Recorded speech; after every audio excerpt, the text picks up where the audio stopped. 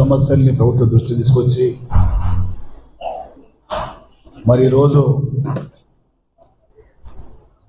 ఎదుగుతున్నటువంటి సూర్యుడు మన కల్వకుంట్ల తారక రామారావు గారు జన్మదినం ఈరోజు. ఫ్యూచర్ లీడర్ ఆయన, మంచి భవిష్యత్తులో లీడర్ ఆయన.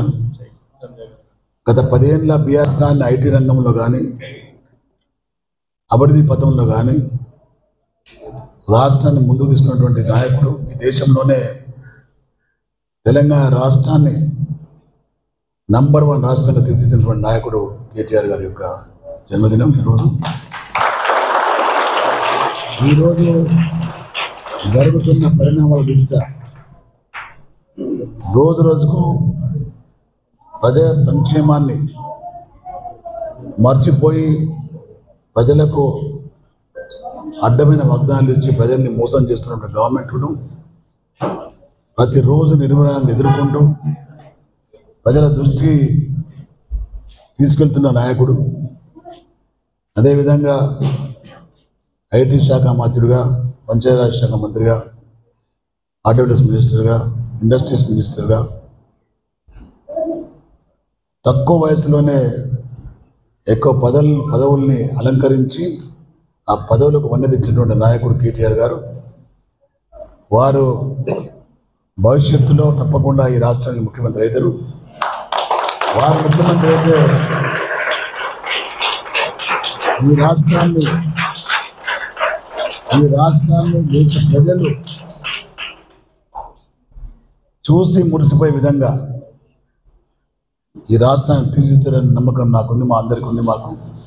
మా బీఆర్ఎస్ పార్టీ నాయకులు కూడా ఈరోజు నిజామాబాద్ రూరల్లో మరి మీ సమక్షంలో మానవతా సదన్ ఏదైతే ఉందో డిస్మిల్లో ఈ మానవతా సదన్ ఏర్పాటు చేసినటువంటి నాయకురాలు, మంచి మనిషి, ఒక మనసున్న మనిషి, ఈ జిల్లా కలెక్టర్గా ఉండి దీన్ని పుట్టించినటువంటి జన్మనిచ్చినటువంటి అమ్మ యువజరాణి గారి యొక్క ఆశీర్వాదం వల్ల ఈ యొక్క మానవత నడుస్తూ ఉంది. ఒకసారి రమేష్ గారు తర్వాత వారి సహచరులు వచ్చి ఎమ్మెల్యేగా ఉన్నప్పుడు మీకు వచ్చే ఫైనాన్షియల్ అసిస్టెన్స్ ఆ రోజు రాకపోతే మళ్ళీ రాదు.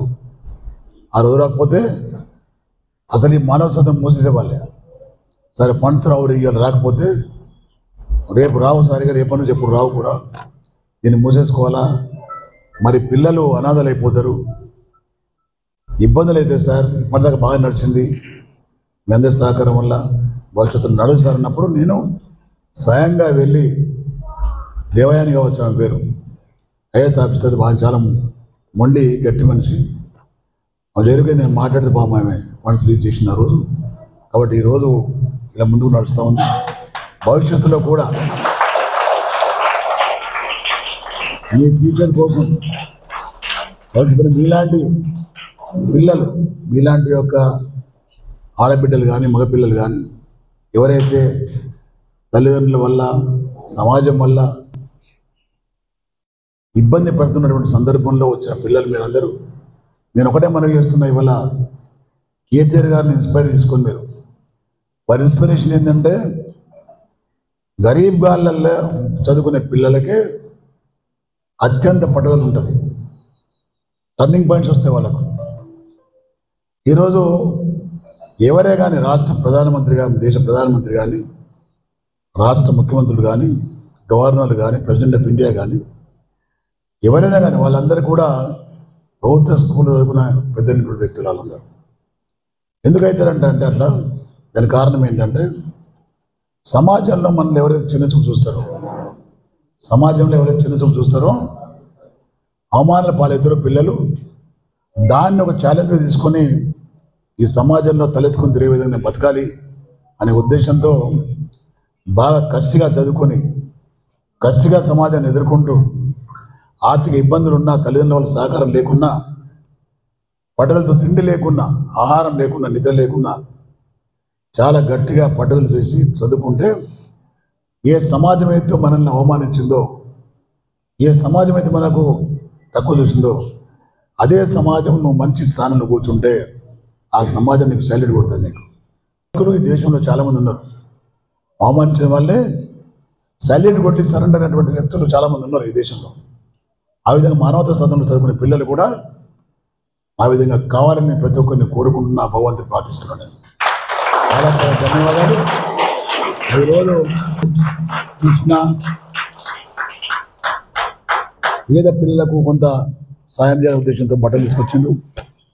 నేను మీకు ఫోన్ తీసుకొచ్చున్నాను. మీకు ఈరోజు కేటీఆర్ గారికి జన్మదిన సందర్భంగా ఏదో రకంగా మీకు సహకరించి మాకు తృప్తి పడే విధంగా చేస్తున్నాం. మేము ఫ్యూచర్లో ఏదన్నా తప్పకుండా మీకు సహకరిస్తాం. మేము అధికారం లేదని బాధపడాల్సిన లేదు. మాకు అధికారం లేకున్నా పేదవాళ్ళని ఆదుకునే ధైర్యం, దమ్ము మాకు ఉంది. కాబట్టి తప్పకుండా నాయకులు కానీ ప్రజాప్రతినిధులు కానీ వీరందరూ కూడా ఎవరైతే మిగిలిందో మాకు వాళ్ళే డైమండ్స్. మాకు వాళ్ళే రేపు ఫ్యూచర్లో ప్రభుత్వాన్ని తీసుకురావడానికి కారకులయ్యే వ్యక్తులు. కాబట్టి వీళ్ళందరూ కూడా ఈరోజు మానవతా సదనంకి వచ్చి మీకు వచ్చిన విధంగా సహకరించి మరి భగవంతుని దర్శనం తీసుకొని వచ్చినాం. కాబట్టి చాలా చాలా ధన్యవాదాలు. మరి మీ రమేష్ గారు, తర్వాత వారి యొక్క సిబ్బంది, వారు కూడా ఎలాంటి స్వార్థం లేకుండా ఈ యొక్క మానవతా సదనంలో ఉన్న పిల్లలకు భోజన విధంగా సాయం చేస్తూ సేవలను అందిస్తున్నారు. కాబట్టి వారిని కూడా భగవంతుడు ఆయురారోగ్యాలతో మంచిగా ఉంచాలని చెప్పి కోరుకుంటూ వారికి కూడా మా సహకారం ఉంటుందని తెలియజేస్తూ ముగిస్తున్నా.